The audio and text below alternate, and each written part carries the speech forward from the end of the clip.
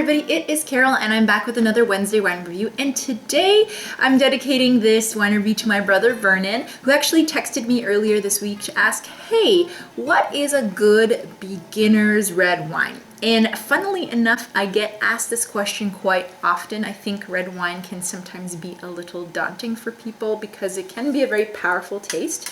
But the cool thing is, especially for beginners, there's a range of wines that go from very heavy, earthy, spicy wines all the way down to the lighter or medium-bodied, fruity wines. So there's tons of different wines you can try, and I did recommend a couple to him that would be great to start. In general, you want to probably start with a fruitier and lighter bodied wine for your very first time with red wine, just to get used to the flavors. Sometimes spicier and more earthy wines tend to be a little bit overwhelming to the palate. Oftentimes you have to let them breathe or have them with food. So that's a probably good rule of thumb. Another great rule of thumb is to kind of learn the grapes that are in the lighter bodied region in general. So one of the things I recommended him to do is to just walk into the France section of our LCBO, that's our liquor store in Ontario, and take a look at any of the wines that are Pinot Noirs or from like the Beaujolais region of France.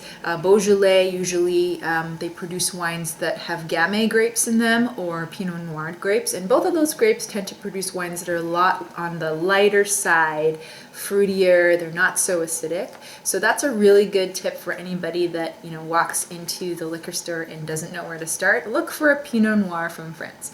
Nice, simple Pinot Noir grape. And this one that I actually am having with dinner right now is a Beaujolais Supérieur from France. This is 2013. So like I said, it's a Gamay grape or a Pinot Noir grape or maybe a mix, I'm not sure. And this is what it looks like in the glass. So a little bit more on the garnet side in terms of color, but there's definitely a little clearer as you kind of spin it around, a little leggy. The nose is actually quite powerful in this one, and it's a very sweet nose. Strawberries is the first thing that I smell. I haven't really smelt that in a lot of wines, so that's kind of interesting. I'm gonna take a quick sip. Cheers.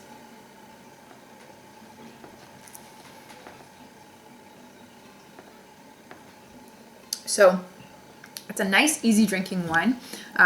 Little carbonated, and it's not unpleasant, but it definitely has a little bit of a carbonated taste to it.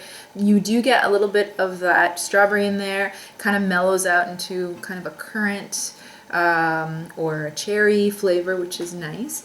And like I said, along the fruitier side and very light bodied. So for somebody that's first time trying something, this is a really great wine. You don't have to have it with food.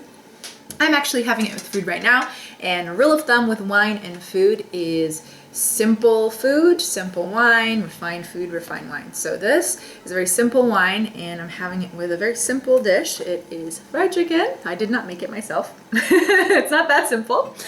But, generally speaking, you don't want wine that's going to overpower the food that you're having or kind of be underwhelmed by it. So this is perfect for this food that I'm having. Now, in terms of other recommendations, if you're wanting specific wines that I've tried that are great, I have a couple that I can recommend that we've actually reviewed here on the Wine Reviews. One of them we reviewed early on. It is from Chile. It is called Route 1. It also has a really beautiful label on it with a tree. I will link to that video. It is a Chilean one, and I believe the grape is Carmenere. Nice, light, pretty medium-bodied wine, and easy to drink. You don't have to have it with food. That's a really good one, and not too expensive. I think it might have been $15 or actually maybe even $12. So that's a great one. So check out that review, and it's really easy to find in the Chilean section in the LCBO. They usually have quite a few of those. Another one that I would recommend is the Grinder Pinotage. I actually have an empty bottle here.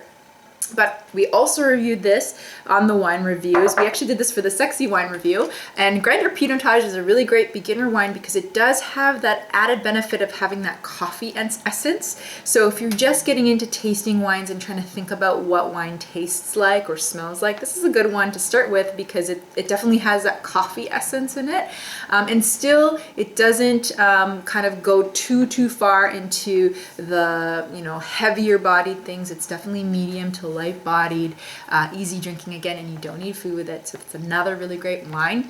And another one that I 100% recommend, it is actually my favorite wine that you can get at the LCBO, and I don't think we've reviewed it yet on the wine reviews, is the Goat Father. So watch out for this review when I get around to doing it. This is empty. The Goat Father Pinotage is from South Africa. Oh, actually, I'm not even sure if it's a Pinotage, but it's from South Africa. So is the Grinder, and this is an awesome, easy drinking and fun wine. I don't know how else to describe it. It's not, I wouldn't say it's really far down the fruity side, but it's definitely easy drinking, and it's definitely a talk piece for if you're having it at dinner with friends or even just, at a party. So there you have it. Those are my recommendations for people that are just getting into wine. At the end of the day, don't be scared. Walk into any section in the LCBO, pick up a wine, $10, $20, who cares? Try it. If you don't like it, you can always go back and try something new. France, I find, is a pretty easy beginner section. They have a lot of more of the lighter bodied wines, so that's a good one to go into. And, at the end of the day, enjoy your wine.